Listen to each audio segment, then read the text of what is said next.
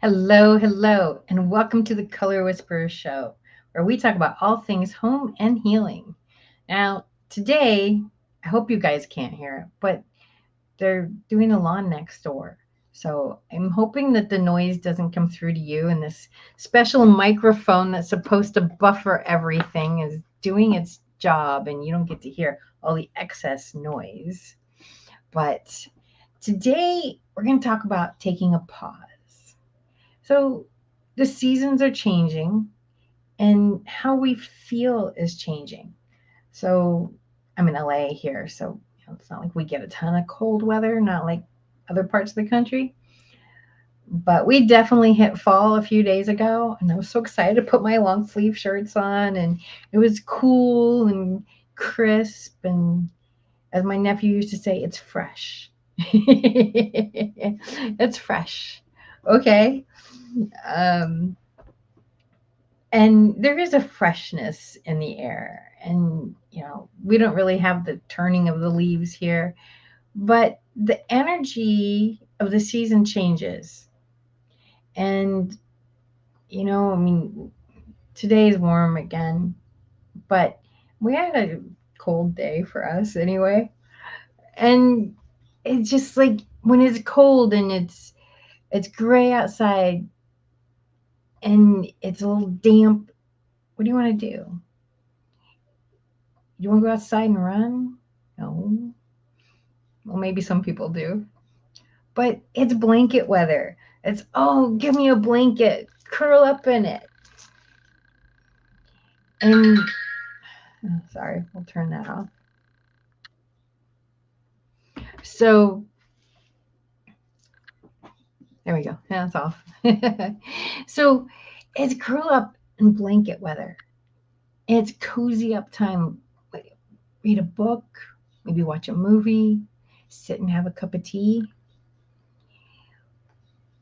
Summer, is a lot of places. It's like, let's go do something. Let's go kayaking. Let's go hiking. It's a chance to enjoy the warm weather. Now, if you live someplace like Arizona or some days here, it's just too hot. It's like, go to the beach, lay out by the beach, see the ocean. It's more relaxing. But fall, I don't know. There's something about sweater weather. You just kind of want to curl up, get cozy. Anyway, so today we're going to talk about taking a pause. And there's a lot of really good reasons to take a pause. We've all heard it, before you say something, when you're mad, stop, count to 10, take a deep breath, and then if you need to say it, say it. But taking that pause helps you to think. Is this A, really what I want to say? B, does it actually need to be said? And C, maybe there's a kinder way I can say it.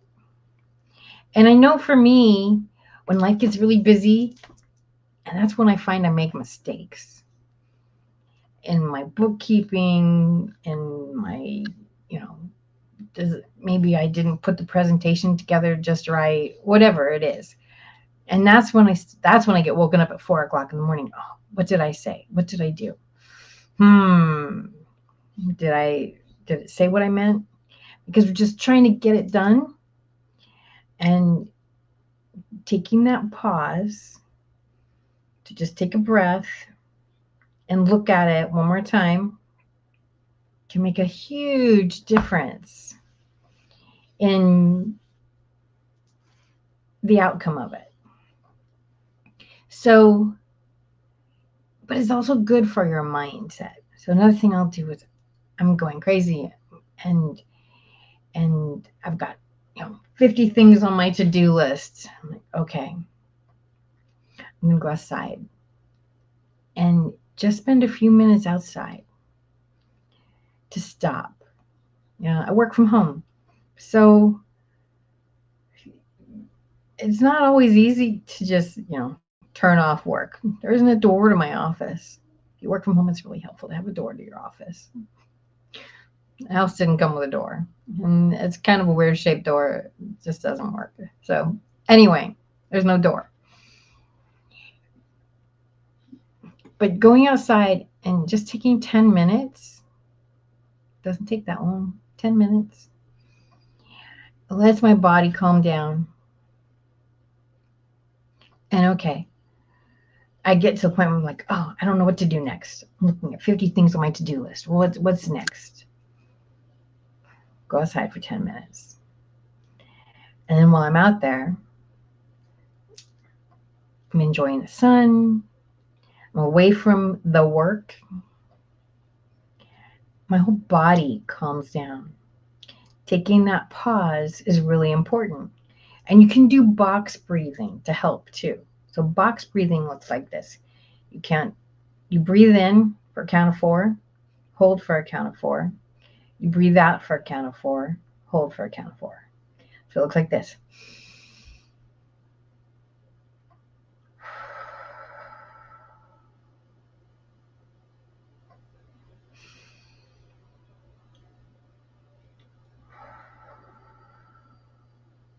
That's a really good thing to do in the pause. Another thing you can do is just take a flat hand. I got too much jewelry on. Put it on your chest. And what that does is there's an electronic circuit in our bodies, and that closes a circuit. And if you think about it, we do this, right?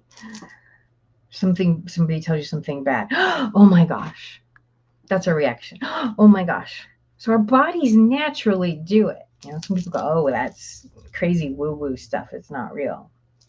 Okay, maybe it's not real, but it is real because our bodies naturally do it. So you find if you just do this, your whole body's just going to relax very quickly. And whether it's a minute, 5 minutes, 10 minutes, like, I don't know, it hasn't even been a full minute. My hands here, like I can feel everything in my body just calming down. And being more grounded and feeling stronger. So take a pause. Get relaxed. Come from a place of strength instead of a place of frenzy. Because what happens when we're frenzied? What happens when our nerves are high? That's when we make mistakes. You know, sports people, athletes, they got to be in the zone, right? They focus on being in the zone. Don't want to mess that up because that's when mistakes happen. That's when you get hurt. And the more we can focus on the moment, the more having a little trouble focusing on the moment with that lawnmower. Oh, anyway, the more we're able to be our best person. So you might have looked at meditation. There's so many people go do 10 minutes of meditation, do 15 minutes of meditation, do 20 minutes of meditation. Is it Einstein, I think, that says, or was it Churchill? If they've got a problem to solve, 3 hours, and they've got 3 hours to do it, they'll meditate for, 2 hours and 45 minutes. They'll spend 15 minutes solving the problem. But the meditating just allows our brain to wander and to relax. Because when we're stressed, let's face it, we never make good decisions when we're stressed. You know, years ago, I had horrible bloody nose. This is when I had asthma. And the doctors gave me these pills. Oh, they were horrendous. Because they just gave me bloody noses. And they gave me, one of the bloody noses was really, really bad. And I'd had bloody noses before in my life. It wasn't an unusual thing for me. And I'd had a really bad bloody nose that I couldn't stop before in my life. And went to the doctor and cauterized it right there in the doctor's office. Took a little Q-tip, not a Q-tip, but a stick and a little cotton ball, put some chemical on it. Bam. 5 minutes. My nose was cauterized. So I'd lost a lot of blood this day. And how, for me, it works anyway, is you hold up here. This, put something under your lip. That never worked for me. But you hold up here, both fingers real tight.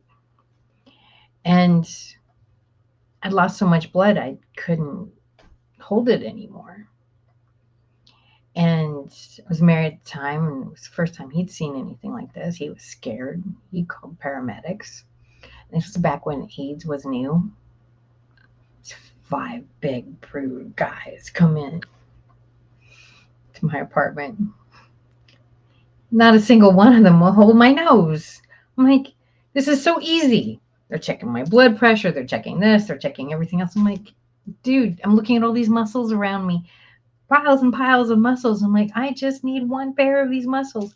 Not even a pair, just one, just somebody hold my nose. They wouldn't listen. They wouldn't do. Oh, we'll take you to the hospital. Like, I don't want to go to the hospital. Anyway, at this point, I was really too weak to fight from myself. And so went to the hospital. And the doctor says, we're going to cauterize your nose. Okay, cool. I've done this before. Well, he did it a little differently. I didn't like the way he did it at all. He took a sponge about 4 inches, inch wide, and stuffed it up my nose. And he says, oh, you have to keep that there for 3 days. And I'm like, why? The last time I did this, it took 5 minutes. Why? And now I would question a lot more. But at that point in time, I was just like, I was too weak. And I was, my ex, he was stressed out like crazy. Oh my God, newlyweds, and what's going to happen to her? I was feeling his fear. And he was just scared. He was more scared than I was. And I just had lost so much blood that I didn't know, I didn't have strength that I wanted to. But if I'd just taken a few minutes, gather myself, might have been able to make a different decision and say, no, we're not going to do this. Because that sponge did have long-lasting reparations that I wish I hadn't done. And I still had to go to the ENT and get it cauterized the right way. Anyway, but that's why, hospitals are very stressful places. It's hard to think in the hospital, especially when it's your body that's a mess. And you're not going to make the same decision that you would if you were coming from a place of calm. And taking that moment really can help you with making the best decision for you. One of the things I love to do when I'm working on a home is creating that sacred space, creating that quiet space. Everybody needs it. Now, how you do it is up to you. In England, it's a cuppa. You sit down, you have a cup of tea, and the joke is that a cup of tea solves all the world's problems. Well, what it does do is it gives you that place to pause, to slow down, and let the tea do its work. You're resting, you're relaxing, and you're giving yourself that pause. Now maybe you're reading a book with it, Maybe you're looking outside. Maybe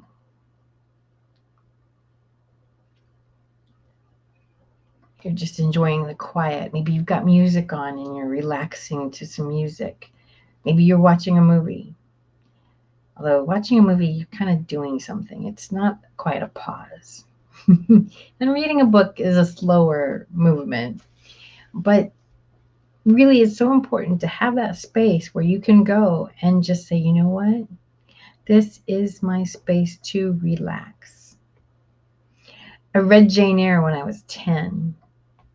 I was a weird child. Okay, maybe I was 12. Yeah, 12. And in the beginning of the book, and most people probably don't even remember this because they remember the big fire and crazy ex-wife. But what I remember from Jane Eyre and what I fell in love with Jane Eyre is in the beginning, and she's living in the house where she's not wanted, and there's these window seats. And the way she describes the window seat is so beautiful. And it's her place to hide. There's curtains covering the window seat.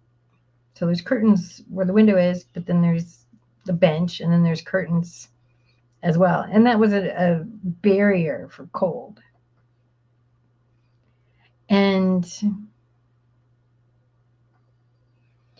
she would close the curtains, and she could curl up with a book there or just look out the window, and she could hide from all the stuff she didn't like.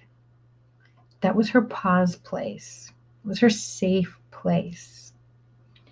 And, they couldn't find her there. She just kind of literally blended into the woodwork, so to speak. And that scene just burned in my brain because it's something we all need at some point in time.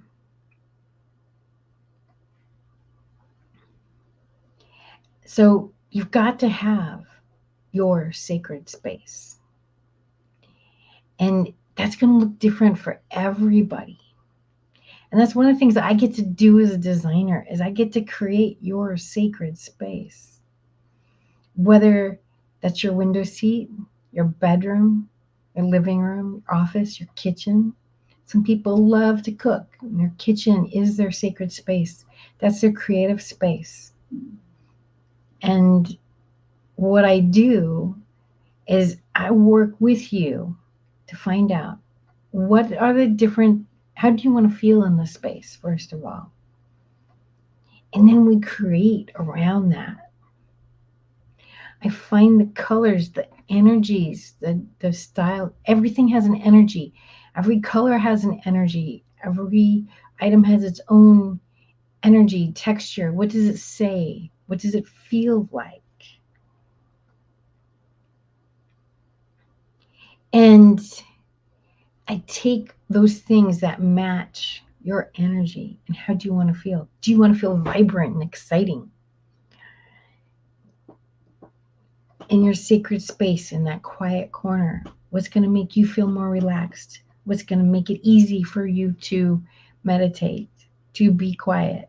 So I built this really exciting room, lots of bright colors, creating a lot of energy around you. It might be hard to be still. So maybe we do something like that in your living room or your kitchen, because everybody gathers in the kitchen, isn't it? Doesn't matter. Your house is 200 square feet. That's okay. It's a really tiny house. Let's say 600 square feet or 6,000 square feet. You end up in a kitchen. So, anyway. But we want to create the mood. What is sacred for you in that room? What does that mean for you? What's going to give you the best feeling in that space? And that's what I do is I connect with your energy. I connect with the home's energy. And then we design the colors, the shapes, the styles, all to go with that. So it's an extension of you. the best parts of you. And when we do that, your home becomes your sacred space, your place to invigorate, to rest. There's so much going on out in the world. Oh my God, you turn on the TV or the radio, world's gone crazy. We've got traffic, but your home is your place where you get to control the atmosphere and create something that you love. Hey, Mark, what's going on?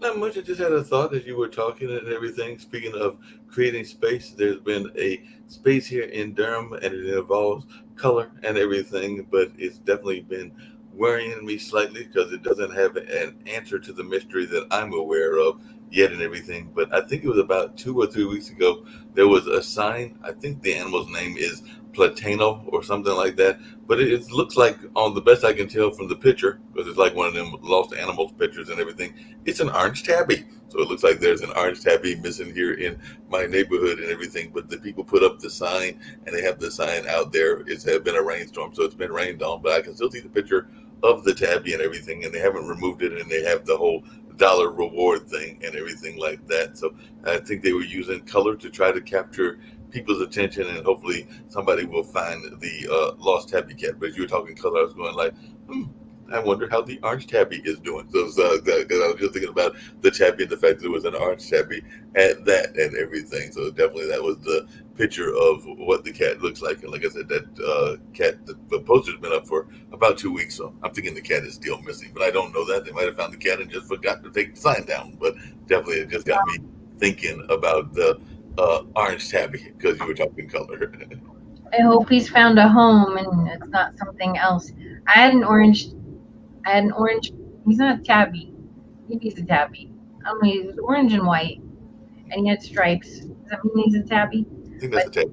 he he was hanging around here for a little while, and he was really hungry, and I fed him. Mine were not accepting him as a potential housemate, but and he was yowling. Oh my God, my neighbor was going nuts, and we ended up getting him fixed, and that helped the yowling. And I think my other neighbor ended up trying to take him in, and he didn't really want to be an indoor kitty only, and I think she wants him to be an indoor kitty only. So I haven't seen him in like 3 or 4 weeks.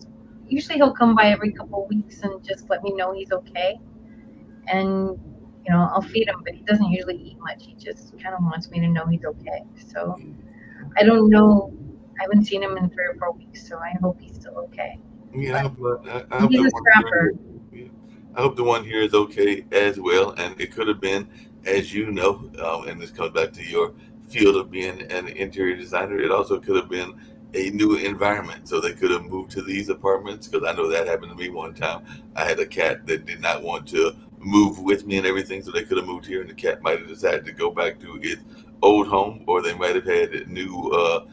Things added to the family, like maybe they had a baby or something like that. Because sometimes cats aren't always, or even dogs or any animals aren't always feeling the newness of whatever that newness is, whether it's a new environment or a new child, or as you just said, a new cat and everything. So it could have been something that upset that particular cat's comfort zone, for lack of a better term, and it might have been like, "Hey, I don't like this anymore. I'm out." Who knows? Well, I think so. I have a cat communicator that I talk to every now and then, and I did call her on this orange cat, and basically it was, does he want to live with me, and will my three accept him? And the answer was a resounding no on all four counts. He didn't want to be an inside only kitty. He didn't even want to be an outside kitty. He was like, I like being an outside kitty. I don't want to. He didn't really want to be anybody's pet. So, um, I fed him. I pet him. I made sure that he was healthy as much as I could. And my three were like, no, we have enough cats. Yeah, that Okay. makes sense. You've got enough cats and everything. I'm sorry, I've got distracted. As you know, sometimes it's like that. mouse thing. You get distracted by different noises, like you mentioned, the saw and everything. And I just happened to hear, and I'm trying to figure out. Well, the one it's fall time, as you just mentioned, and not summertime. But I'm pretty sure that was the ice cream truck that I just heard outside. So I'm going like, the kids are at school. Who's going to be rushing out to get the ice cream? But I'm pretty sure that was the ice cream truck that I just heard in my back, like within the complex here, the apartment complex. I'm going like, they're early. Because the kids, I don't think get here till about 3 or 4, but maybe they're hoping to get some of the adults and all along those lines. The other thing that you were talking about earlier that really got me thinking was the blankets, because before we were talking about Charlie Brown and Charlie Brown's Great Pumpkin Hunt and all along those lines, and I do remember that that was a classic for this time of year and everything. But there was also the guy that had his blanket. I think it was Linus, and I think we all have our security blankets and everything that we carry with us and everything. Like I've got a Screaming Goat, and I've got other things. My dad's got his figurine, the Bamboo the Turtle, which is actually more than one turtle. It's several turtles, but they all represent Bamboo the Turtle and everything, which is kind of a character that he has created around the figurines. And he's even written an entire story around what the turtle thinks of his life, whether it was him in the hospital, or whether it was them going to the beach together or whatever, because he made entire narratives around Bamboo the Turtle. But I just thinking about the security blankets that we all have to some degree or another when you're talking about that blankets. Because I was going like, yeah, fall is a good cuddling weather because it's a little chilly and it's not as hot as it is in the summer. So it's a good time to be inside. And as you just said, maybe watching a movie, maybe watching television, and maybe just cuddling. And who knows what the cuddling leads to later. But definitely it's just good, relaxing times in the fall. And like I said, sometimes you just want to be in the blanket, or I like to be under. I think I mentioned this before. I don't think, yeah, still got one. But a good old fashioned quilt is something good to relax with as well. I saw, I don't know, it was a reel or TikTok, I don't know what. But anyway, this lady took, and those thick acrylic blankets, those super warm, and she found one in a thrift store, and she turned it into a jacket. And I was like, oh, Hmm. I want one of those. It was a knee-length jacket, and I was like, "That's brilliant," because then you're like wearing a blanket, and and a lot of coats. I don't know. Maybe you guys get better quality coats over there than we do, but um, eh, they're still very thin, and they don't really keep you that warm, And those acrylic blankets, they're nice, and I was like, hmm, I wouldn't mind having one of those. Women have the reason you're right. They might be getting thinner and everything because I've had a couple of coats that have been damaged, for lack of a better term, because I might go by and maybe I'll catch the fence or something like that, and some of the fence are barbed fences and everything. And next thing I know, I'm sitting there going like, "Wait a minute, that jacket that I like now has a hole in it." And of course, the hole then winds up growing, and then you got to wind up getting a new jacket or a new coat and everything along those lines. So I think sometimes we uh, are caught unaware by things that might damage even the most secure of things that we're looking for, like a coat or even a blanket or something along those lines. So sometimes we don't realize how quickly they can be damaged. Yeah, and I think that, well, I know I would always get the wool sweaters from LL Bean because those are really nice and warm. And my ex really loved those too. And so he would wear them, wear them, and wear them. You got a hole in your sweater. And he's like, that's okay. He loved the sweater, and I'm like, well, give it to me. At least let me sew up the hole. That's fine. It's fine. Okay. But those were really warm sweaters, and he's like, so let me put a professor patch on the elbow because he'd wear out the elbows. I'm like, I'll put a professor patch on the elbow for you, and he's like, nah, just Well, but they're super warm. And I got my dad one of those flannel lined shirts. So mhm, outside is like a denim shirt, and then inside there's flannel. right. My dad loved that shirt. He must have wore that shirt for like 10, 12 years. He loved it. He said it was so warm, and yeah.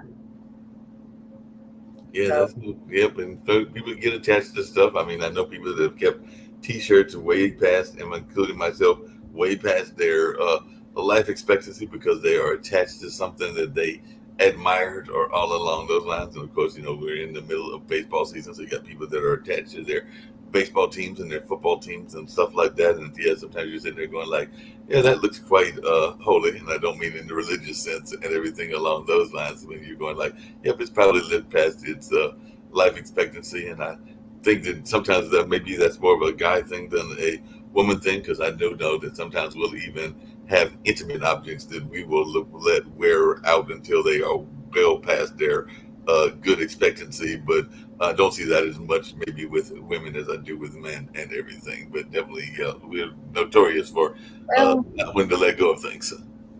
a bra that has holes in it doesn't work very well. Right. Actually, I've Exactly. never had a bra get holes in it. I've never had a bra get worn out like that. Underwear, yeah, it doesn't work. It doesn't work at all. After it gets to a certain level, it It's needs to holes, be tossed. right? It just doesn't do its job. And, there's things that we got to deal with that you guys don't. That, yeah, it just doesn't work. Doesn't work at all. Like I said, certain things have to be tossed, but we might be a little bit more resistant to toss things than you ladies are, and all along those lines and everything.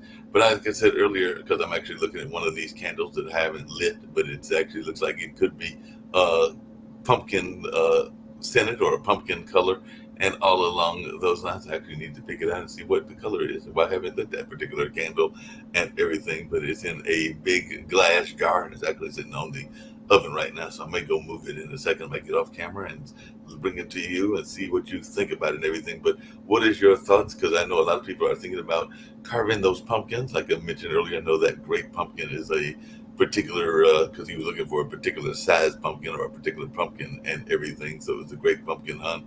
I think it's what it's called or something like that. But were you one of those people growing up that was going to try to decorate your house with various Halloween decorations, including maybe having a pumpkin up front or some of those goblin imageries? Because I know a lot of people do that for Christmas, but some people do it for Halloween as well. So, was your family, both when you were married and at other times of your life, were you one of those families that was uh, engaged in a lot of those Halloween traditions?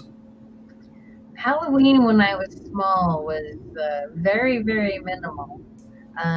We would do the school parade thing, um, but my sister, who's a year younger than me, was absolutely terrified of Halloween.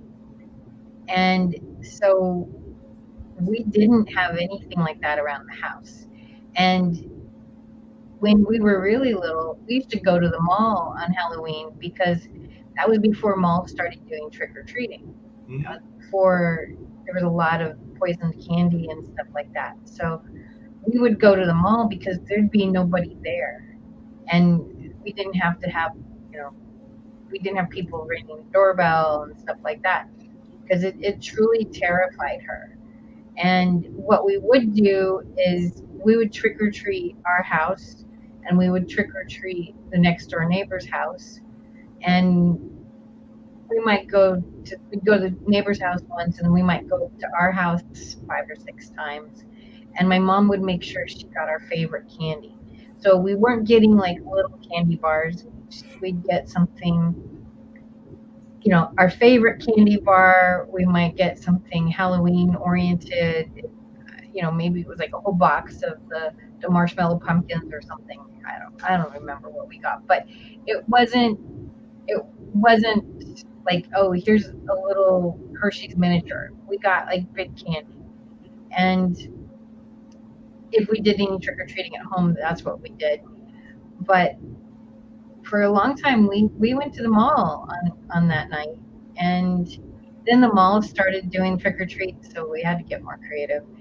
And by then, she was getting a little bit older. So once when my youngest sister was born, she's 11 years younger than me, and she started wanting to do some trick or treat. She was a little bit braver, and we went to a few Girl Scout things and soft, places where there weren't likely to be really scary things. Yeah. Um, for myself, when I moved into this house, um, there was a lot of trick-or-treaters. I was blown away how many trick-or-treaters we had. Like, we had to go out and buy more candy because, like, it was, like, after an hour, we'd already gone through our candy and, like, gotta go get some more. And so for a good maybe 10 years, we did a lot of candy giving out, and, um, then all of a sudden it just stopped. I don't know what, but it's been good. Yeah, it's probably been a good 10 years since Right. I've given up. There's no trick-or-treaters on the street. We buy candy and it just, like, we better buy stuff we like because, we have to eat it. So I've never been a big Halloween person, I guess. I don't decorate a lot for Halloween. I've enjoyed carving pumpkins. I took my niece and nephew. We did pumpkin carving. So that part's fun. But all the ghosts and ghoulies, no. And then as I've gone on my spiritual journey, as far as what a lot of that stuff really means, and the real understanding more about what the holiday is really about, yeah, it's just not something that's important to me. That makes sense. It's not important to a lot of folks. A lot of people have that view and everything. There's some people that get excited about it. I know sometimes, as you said, the school kids get excited. I know some folks, and I've been guilty of it, also do the avoidance because they may not have enough candy or enough supplies, and they don't feel like getting tricked if they don't do the treat. So definitely, sometimes you will avoid the people by sometimes your schedule or your work schedule. And then I've known also people that have literally turned off the lights to give the impression that they're not home because they don't want to be bothered and everything. So I've I definitely known. haven't turned my lights on in years because, like I said, that they stopped coming, and it's, I don't know why they stopped coming, but they're just not there. So I just turn off the light, and I've gone down the street several times, and, like, the whole street's got it's dark. Right. Weird. And there might be folks that are like, they don't feel like having any trick or treaters around and everything. You probably got some other things you're gonna talk about and everything, but I'm gonna go find that candle really quickly, so we'll be off camera and I'll bring it to you and let you see. Because I'm not sure. I guess this would be either orange or yellow, but again, I can sometimes be colorblind. I might have more than one candle, so I'm gonna go off camera for a minute, and I'll be back with the candles. Okay. All right. So let's talk about decorating your porch for Halloween. Oh, so one of the things I do like doing is you can decorate your porch for Halloween and for Thanksgiving this way, is just doing pumpkins. Trader Joe's, a lot of grocery stores. If you don't have Trader Joe's near you, they have all kinds of pumpkins. There's pumpkin patches everywhere. And the ones, okay, I haven't been to a pumpkin patch in a while, I'll be honest. That's what happens when you don't have kids.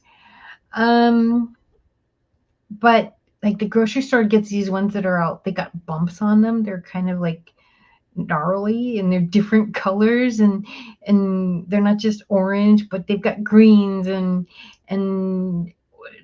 they've got all kinds of colors on them, and they're more gourd type things than like the traditional Halloween or Thanksgiving pumpkin. And so you can get an assortment of them, or getting several different sizes and putting them together on your porch. Maybe get a little bit of hay, and just having that on your porch is a really nice way to celebrate Thanksgiving, Halloween, and add a little bit of festivity without, honestly, a lot of work. Even it's not that hard. So a couple tips when you're putting together accessories, and this works if you're doing pumpkins, if you're doing candles, if you're doing whatever, your Christmas tree, all of these things. So a lot of times it works better is you just have like two or three things. So let's say we've got pumpkins. So you always want to do odd numbers. Odd numbers always look more interesting. So odd numbers, if you're doing a group of something, 3 or 5 or 7. And so you can take different heights. So we can get 3 pumpkins, and Have a big one, a medium one, a little one. And then you can play with them. What feels good. Have 5 of them. You can have more sizes.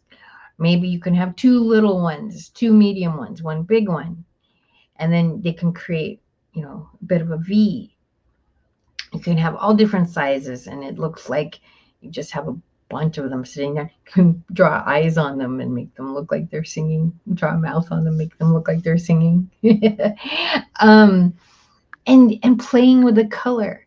So you can do all one color in different shapes. That's one way to work with it. Another way is to, I love all these, the gnarly pumpkins. I don't know what else to call them. I'm sure there's a better name, but there's so many colors.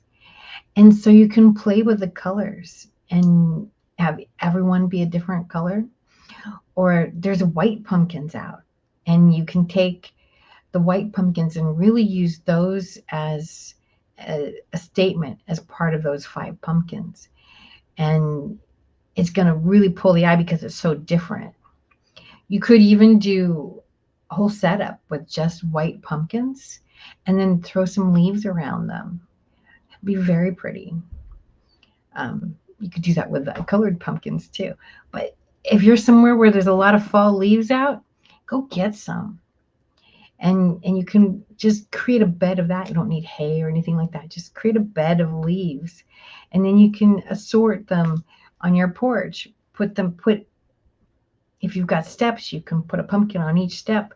There's so many different ways that you can decorate and have fun with them.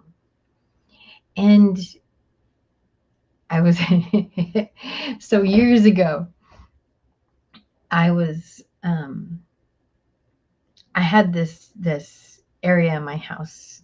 It was kind of my kitchen, dining room, open area, and there was these shelves, and I had several different tchotchkes there. And a friend of mine came over, and I said, "It's okay if I continue putting these back?" And she said, "Yeah, sure." So we were all hanging out together, and she was watching me, and I was like, "Jeanette, what are you doing?" I said, "Well, these two don't like being next to each other." She said, "What?" She said, "You keep moving them." I'm like, "Well, these two don't like being next to each other. I have to move them over here, and then I do this." And well, then they didn't like that, so I put that. So for me, it's telling a story. And do the 2 elements like to be put together? I don't have any scientific way to explain what that is or what that's not. That's just the designer and me going, yes, this goes together. No, this doesn't go together. And, there's a disease called synesthesia. And I have enough to be interesting and not enough to be crazy. So synesthesia means that colors have emotions, which they do anyway, but they speak louder to me. All the colors have emotions and they affect all of us. Some people are more aware of it. People with severe synesthesia can't go out into the world without being incredibly impacted by the colors around them. And there's places they can't go in because of it. Now there's places that I'll be like, for instance, let's go have dinner someplace. Okay. Where do you want to go? How about here? But it's all white in there. I don't want to be in that aesthetic. I have a friend who's a designer. She gets it. I'm like, no, I don't want to be in that. Let's pick a different place. And she's like, okay, what kind of environment do you want to be in? Honestly, folks, it's just as important as the food. It really is. So people with severe synesthesia, they can't go in these places at all that don't fit with them. Now, for me, it's a mood thing, and most places, it's like I can overcome whatever, but it doesn't affect me. It doesn't debilitate me, but I do use it to empower me. So it also affects numbers, and it gives emotions or stories to numbers. And I had that when I was a kid, and actually math was never a great subject of mine, but when I was before algebra, so this is, I would, every time I did a math problem, it was a story. So 3 plus 5 might like to be 8, but 8 didn't like 8 minus 4 equals 4. Or, the 8 minus 3, it really didn't like being separated, but the 3 plus 5 really liked each other. So every story, every math problem was a story for me. And that worked until I got to algebra. And if you've ever read The Phantom Tollbooth, that was me when I got to algebra. So The Phantom Tollbooth is about a king who had 2 sons, and they didn't like sharing the crown. And one believed that letters were everything, and the other believed that numbers were everything, and they didn't think they should mix. So they created 2 kingdoms. One was Digitopolis, that's the numbers, and I forget what the letter one was.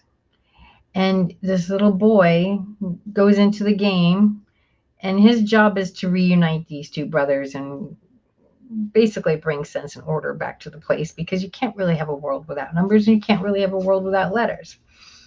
But the 2 brothers were fighting, and you know how chaos goes and drama goes, and that's what was going on. So when I got to algebra, it was the Phantom Tollbooth all over the place. Like the numbers and the letters were like, no, we do not belong together at all. I will not do this. You can't make me. I had those brothers fighting in my head like crazy. So, but I do the same thing with accessories. So it doesn't matter if it's flowers or dolls or candles. They just kind of talk to me with this synesthesia and tell me where they want to be. Did you find the candle, Mark?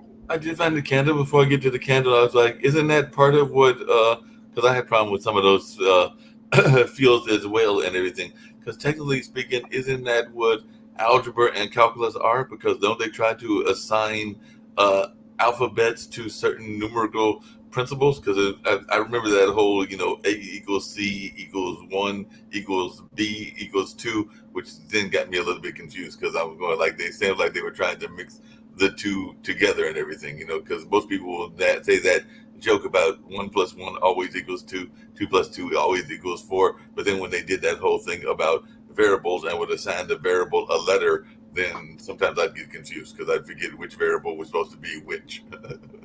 Well, solving for X, I could kind of understand, because that was just a different way of creating a math problem.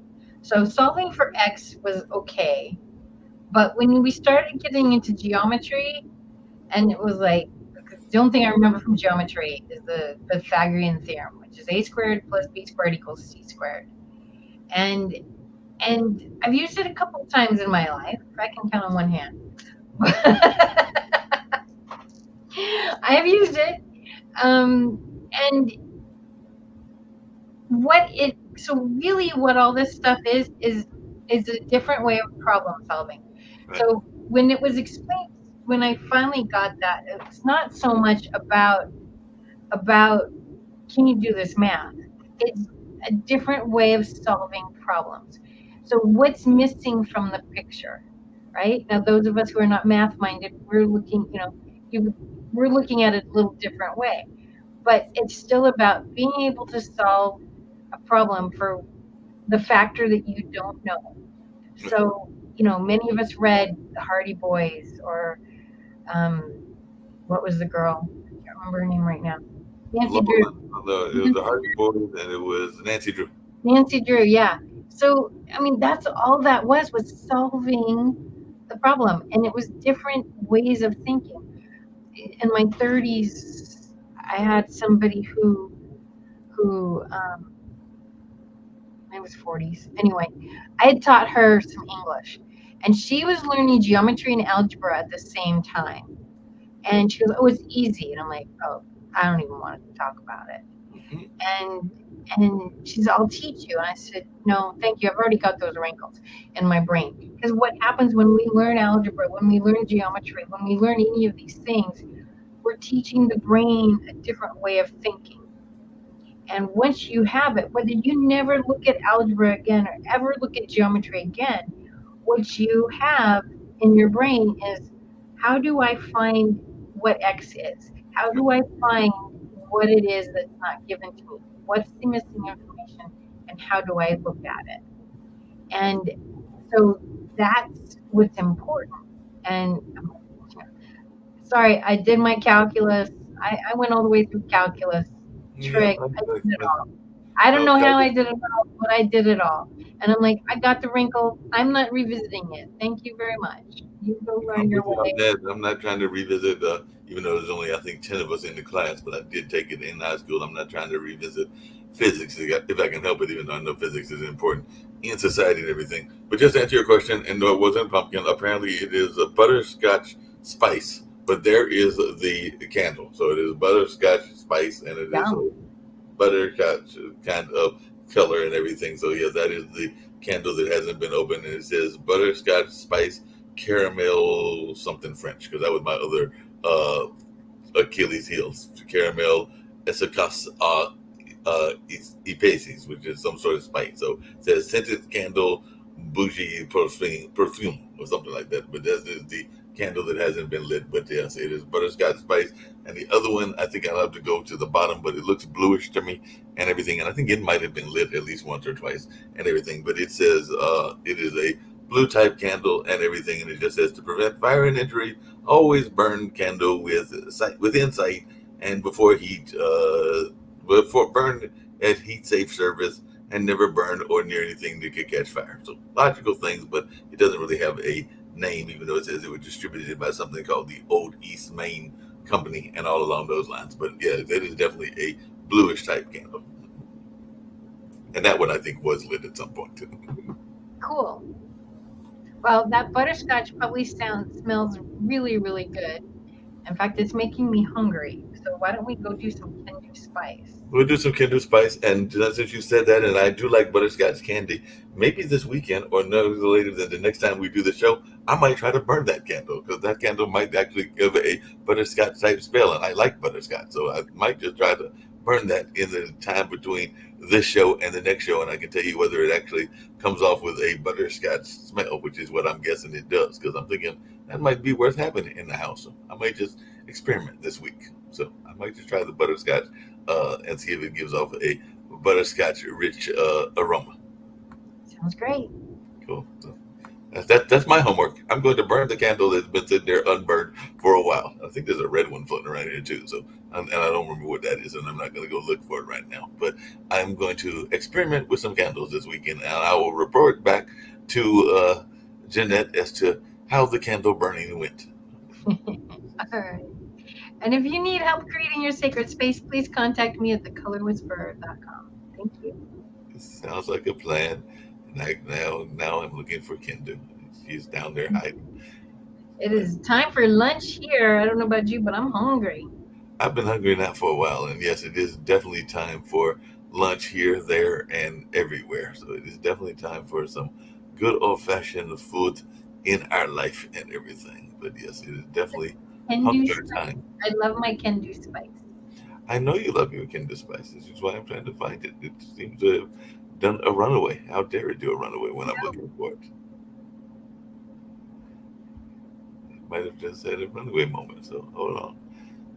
I know it was here. Well, while we're doing that, I'll tell you about a recipe I made last night that I don't know what to call it. Uh-huh. I Just found kind it. of cauliflower hash. So I'm on this new diet where I'm supposed to eat tons and tons of vegetables. And they said that cauliflower, if you chop it up and saute it, it tastes like spaghetti. Well, I'll try this. I'm not so sure about the spaghetti part, but I put it with some garlic and some coconut oil, and I sliced up the cauliflower, and I put a bunch of Kendu spice in there, and some Brussels sprouts, and some bok choy. I don't know what to do with bok choy, honestly, but I threw it in there, and I let it do its thing, and it was actually really good. Cool. In that case, we're gonna let folks have the Kindred Spice. But yeah, I've tried Kindred Spice with a couple of just basic dishes, and it does definitely uh, flavor it up and make it even better because you already got a good dish and then it just makes it even better. So right now, let's check out Kendu Spice as we get ready to wrap the show up and everything. But it's time for Kendu Spice. You know how people love to enjoy food and don't understand how to flavor their food or how to replicate a meal? They're interested in supplements but don't know where to begin? Well, what I do is I take the guesswork out of enjoying flavor and wellness with my flavorful spice blends so that they can create delicious meals with healing benefits. Kendu Spice was created to help cooks at any level enjoy healing through food. Every spice blend was designed to give added health benefits of natural herbs. Every blend is complete. There's no need to add any additional spice for a delicious meal. Saving you time and money while adding supplements to your meals can be both tasty and fun. My earliest memories in the kitchen began with my father, Kenny Kendu Bond, so it was fitting that I would name this line after him. I have always looked to natural remedies to supplement the body, and I found myself hiding herbs and minerals in foods for my family. That's when it hit me. Everyone needs Kendu Spice. Everyone should be having this. It's an exclusive brand for cooks at any level who want to create flavorful dishes with healing benefits that can satisfy the body and soul. Add a little spice to your life. Give Kendu Spice a try.